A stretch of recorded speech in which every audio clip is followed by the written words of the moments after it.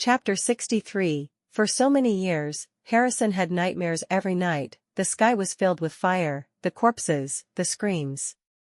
He was a small boy standing in the middle of hell, not understanding anything. A woman's voice was calling him, not in despair, but with all her hope. Harrison, run.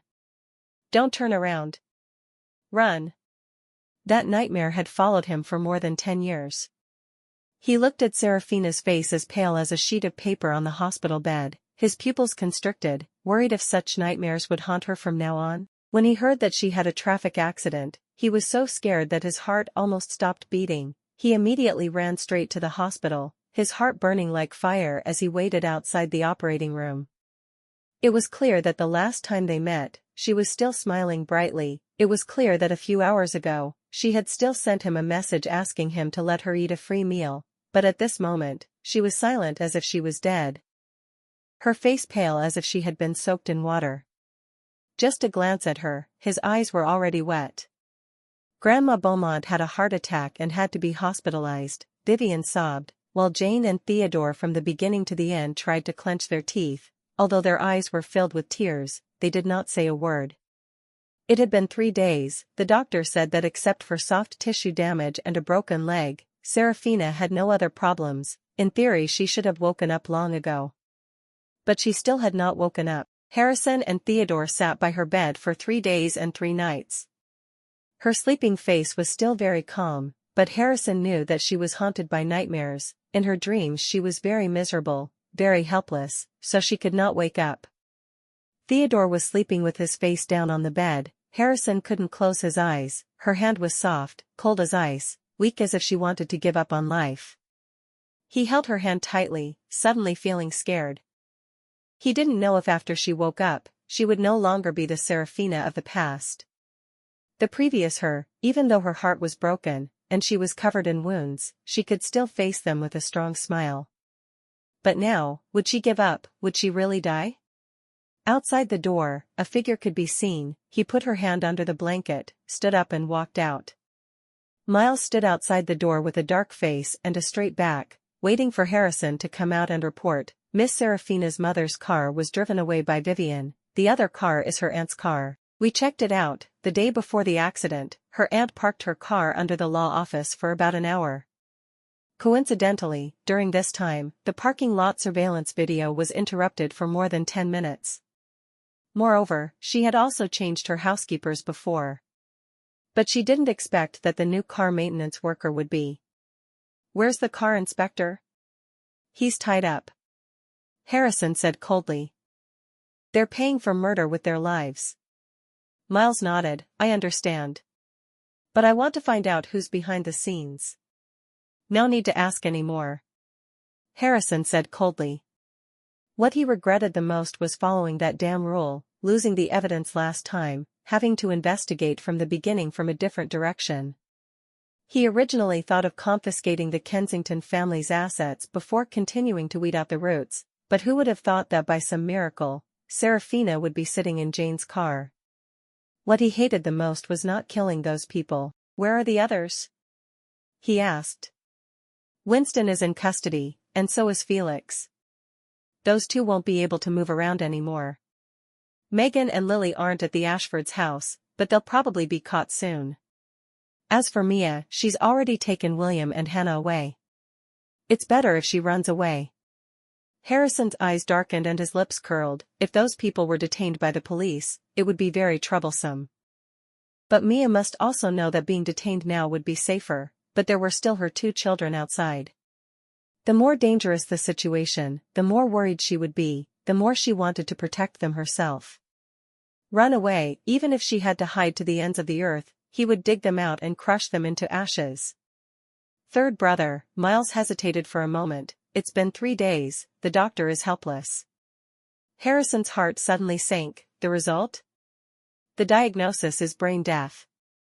Even if we use a ventilator to maintain her breathing, she could die at any moment." Harrison didn't say anything. Brain death was even more hopeless than being a vegetable. Was God going to make Serafina go through another pain? He turned around and entered the ward, just in time to see Serafina's eyes wide open, empty, quiet, her dark pupils staring straight at the ceiling, not knowing what she was thinking. He took a few steps forward, supporting her shoulder. "Serafina? Are you okay?" Theodore was also awakened, looking at Serafina, agitated to the point of stuttering and trembling. "Serafina, you scared me to death, do you know you?" His words stopped halfway, because her eyes were very strange, making people feel inexplicably panicked. There was neither sadness nor joy in her eyes, not the slightest ripple, as if she did not exist in this world. The two men looked at each other, their hearts that had just calmed down sank again. Just as his heart was about to fall to its lowest point, she calmly opened her mouth. "Harrison, I want to see psychiatrist Vincent Jackson." She sat in front of the window of the nursing home, expressionlessly looking at the long lawn filled with bright yellow sunlight outside. The sunlight passed through the glass door, shining on her. The wheelchair, clothes, plaster, and skin were all white. A dazzling white color melted into the afternoon sunlight, unreal. Harrison looked at the small white figure in the distance, his deep black eyes filled with many unspeakable things. She sat for a while before Vincent arrived. He had heard about the accident, and was extremely worried. Knowing that she wanted to see him made him even happier, and he just wanted to immediately fly over and hug her to soothe her pain. When he pushed the door open, he thought she was weak and crying, but he saw her unusually calm, sitting in the bright sunlight, her face neat and tidy, not like a sick person, but more like an angel descended from the sky. That beautiful image was like a hand squeezing his heart. He swore to do his best to protect her, to cherish her. But before he could even take a step, she coldly warned, "Watch your actions. My leg is injured, I can't kick you. But there are people watching this place, if you dare to move your hands or feet, or act recklessly, someone will drown you tonight." She didn't look at him, from beginning to end still watching the scenery outside the window. His excited heart was hit painfully. Did he misunderstand? Then why did she want to see him? Wasn't it to complain and ask for comfort? In this world, other than him, who else could understand her pain? He couldn't accept her coldness. "Why are you still so indifferent to me after being so badly injured? Still not willing to let down your defenses? You thought I came to you to ask for comfort? You think you're kind, come to save me and give me a comforting hug?" She tilted her head, her face half bright and half dark. "I didn't let down my defenses with you. Sorry, I've already cried in someone else's heart, I don't need you." He was hit again, just as he wanted to go up and grab her, but when he looked up, he saw a man on the upper floor of the building next door, standing straight, his eyes complicated and unpredictable, staring intently at this room. He remembered her threatening words, and stopped in his tracks. "You came to me to tell me this?" She looked out the window, her small, fair face seemed to melt into the dim sunlight. "I want to ask about my mother's previous life's ending." He seemed hesitant, as if he couldn't bear it. "After you jumped off the building, she came to see you, and had a traffic accident on the way. She was treated for 3 days but in the end she was still brain dead, and was kept alive for 2 months on a ventilator, and then..." Could it be that history was repeating itself? 2 months? 2 months later, it would be exactly a year since she was resurrected. She was silent for a long time, then asked, "What about William and Lily and her mother?" He immediately became alert. "I've said before, if you want to know about this, you must accept my psychological therapy first." "Still thinking you're right, thinking you're the savior, you've really lived your second life in vain." She snorted, mocking. "You have a disease in your heart, why haven't you tried?" Before he could finish his sentence, he was interrupted by her furious words. "You can't cure my heart, never. You can't understand human language or see human expressions?" She sat in the wheelchair, looking up at him, filled with disgust. "No matter what you say or do, I still find you disgusting. I can't wash away that disgust in my whole life. If it weren't for this accident, do you think I would want to see your face that pretends to be righteous and tolerant but in reality only knows how to impose on others? The one who is sick is you, Vincent Jackson. You have a disease that likes to analyze other people's psychology. You want me to forgive you? Just based on your apologies, I have to forgive you? If I don't forgive you, is it because I'm sick? You are sick." He was scolded like water splashed on his face, but he still refused to give up. Serafina, you yourself are not aware that you are with Harrison not because of love, but because in your subconscious you want to be protected and depended on. You want to cure me not because you are good to me, but in your subconscious you are arrogant, wanting to have a sense of accomplishment and satisfaction inside my pain. Saving people is great, and can save your vanity, right? This sentence startled him, but he did not refute. Her next sentence was like stabbing him a few more times. Love is inherently protection and dependence. As for you, Vincent, you have never given me that feeling. Everything between us is just an empty shell on the outside. I have never loved you, not in the previous life, and even less in this life. His cheeks were red. He had never felt so humiliated as at this moment. She dared to say she had never loved him. How could that be? She spoke a long string of words, tiredly leaning back on the wheelchair, disdainfully curling her lips. They're ending. Today I ask you for the first time, and also the last time, like to say it or not is up to you. We don't need to meet again in the future, go. He collapsed helplessly and turned around, after walking a few steps, suddenly said sadly, not long after you jumped off the building, the Lancaster family suddenly bought the Kensington family and the Ashford family, very quickly took over everything. Felix and Mia were sentenced to death for stock market manipulation, embezzlement and bribery. William was shot dead by Harrison with a gunshot. Hannah drugged Harrison to trap him, unexpectedly was thrown into the wolf's den. The ending was very tragic. Winston's family was ruined, all his assets were gobbled up by the Martin family. Megan and Lily had no one to rely on. I don't know why they became addicted to drugs. Later they both went to the brothel in Dalian to work as prostitutes. After that, I don't know anymore. After he finished speaking, he turned back. She was still silently looking out the window, her face expressionless. He originally wanted to say something to repent or bless, but in the end he said, Serafina, Harrison is the biggest winner. Don't you suspect that he helped the Kensington family destroy the Beaumont family from the beginning? Otherwise, how could he have so much important evidence? She still didn't turn her head, the corners of her lips curled up slightly as if she was mocking. He had no other choice, completely let go, turned around and left. As soon as he left, she received a call from the hospital, asking if she intended to donate her mother's body. Otherwise, when she stopped breathing, it would be too late to transfer her body parts. She quietly hung up the phone, pushed the wheelchair to the bed. The door opened again. Harrison walked in. Want to sleep? I'm tired from sitting for so long, I want to lie down. Her voice was very soft, her languid expression was clearly visible.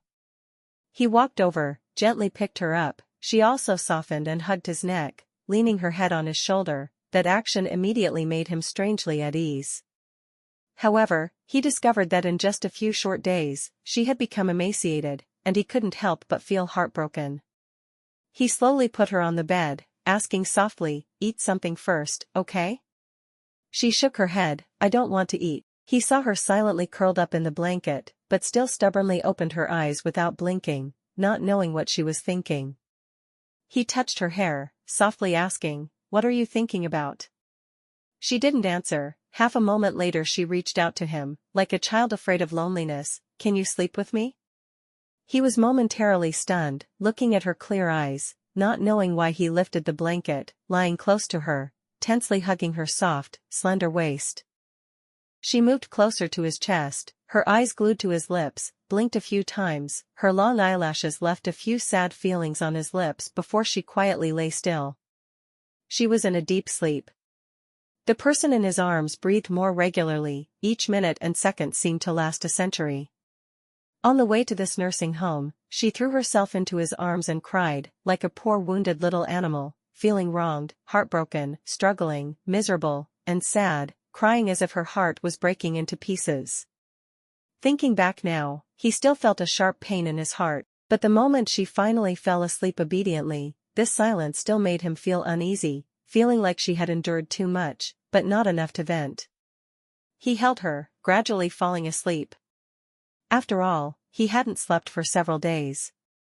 Surprisingly, he felt an unexpected sense of peace, the first time he hadn't had a nightmare in years, so peaceful that he didn't want to wake up. Suddenly, the little girl in his arms stirred slightly. Even though he wasn't dreaming, he could never change his innate vigilance, and immediately woke up. She only changed her position, still sleeping soundly. His pounding heart had only now gradually stabilized. The phone on the table silently flashed. He glanced at it, then slowly let go of her, lifted the blanket and got out of bed. After tucking the blanket in, she was still sleeping quietly. He looked at her for a long time before turning his back to go out the door. Ben was waiting outside. "We've caught Megan and Lily." It was already dark when Harrison arrived at the warehouse. The heat of the day had accumulated in the warehouse. The late afternoon sky shone through the windows on the roof of the warehouse, the stuffy air mixed with the dim light. Megan and Lily were tied up with iron chains, their eyes were tied with black cloth, their mouths were also covered, curled up in the corner shivering.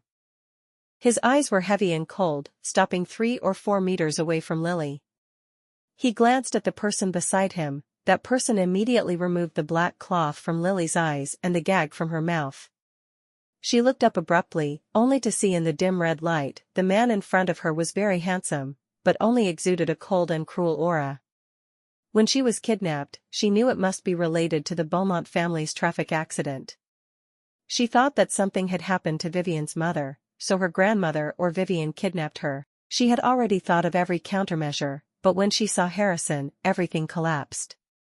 Lily looked at the handsome man in front of her. This was the source of her jealousy towards Serafina to the point of madness. She momentarily forgot what situation she was in, and immediately shed tears of grievance, crying pitifully.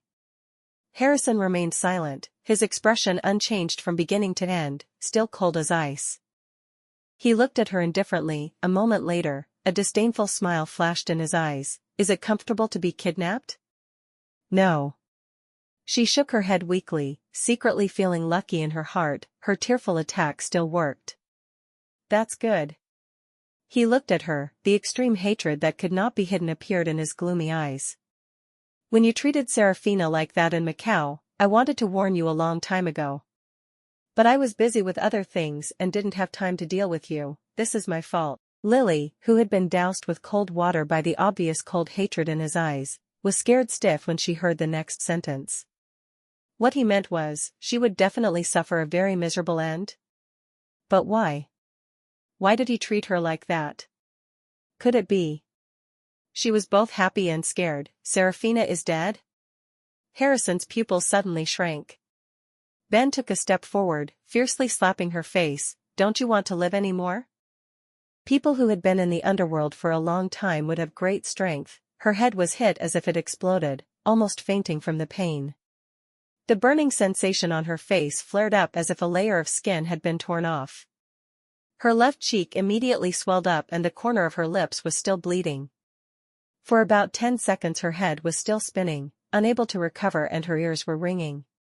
Megan beside her covered her mouth and eyes, unable to see or speak, but she could still hear her daughter being beaten. She struggled desperately, her throat making unusually piercing sounds in the empty warehouse.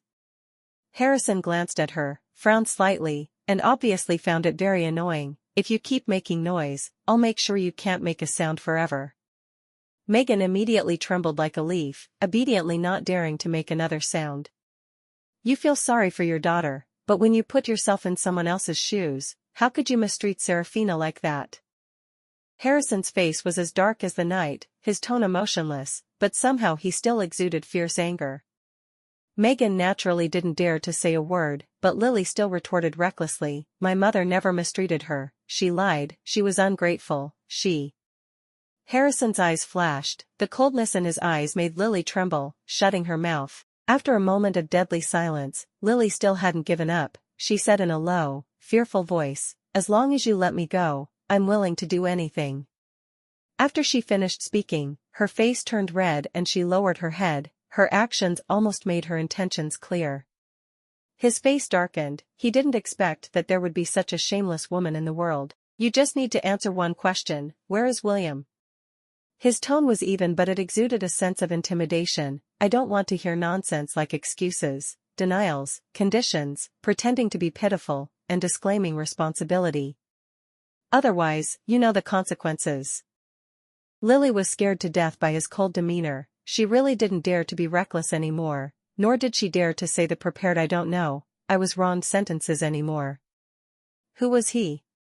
If he had captured her, he had definitely determined that she was involved in this accident, at least he knew the situation inside. If she didn't say anything, he would definitely have a way to deal with it, but if she did, the outcome would be even more miserable. She felt resentful in her heart. She had only met Harrison a few times. The impression of him was always that of indifference, although polite but still kept a distance, not too good to anyone, but not too bad to anyone. Unexpectedly, she could witness such a cruel side of him, and all of it was for Serafina. How could Serafina's man do such a thing for her? She was so jealous that she became crazy, and in the blink of an eye, she suddenly became more daring, determined not to reveal William's traces. She knew that William would definitely find Grandma Beaumont and Jane to take revenge, and at that time, Serafina would definitely be implicated and die. If she couldn't live in peace, Serafina wouldn't be able to live in peace. Harrison didn't want to wait any longer, and glanced. Ben immediately called someone over, and very quickly someone brought over a bottle of medicine. Lily was scared pale as soon as she saw it. Wasn't this the addictive drug she injected into Serafina on the boat? Harrison's eyes were dark without a single ray of light. Recognize? This is the reason your father went to jail, violating the ban on researching and manufacturing stimulants, wanting to get rich with this? But I heard the experiment failed. I don't know how effective the drug will be. Let's try it on you. Don't. Lily screamed and retreated. Her mouth was covered again. She could only let out miserable sobs. She was pressed down. The clear liquid medicine was quickly injected into her body. There was no pain at all, only a feeling of fear and unease was rushing in. She suddenly remembered the scene on the Macau boat that day. Serafina was weak and feverish, trying her best to avoid it, but she was pulled by the hair and dragged back. The needle was stabbed into her neck. Could this be retribution? Harrison looked at Lily, who was frozen in fear, and said, "Your family's medicine. I will give you a dose every day until you tell me William's whereabouts. But even if you don't tell me, I will still get him out. It's just a matter of time. If you want to slowly wait for death day by day, I will fulfill your wish." With that, he left the warehouse. When he arrived at the nursing home, he had just turned into the hallway when he saw Miles rushing out of Serafina's room. Harrison's heart was heavy. A second later, Miles ran to him. "I don't see my sister-in-law anywhere." Finally, he added, "There's a gun missing.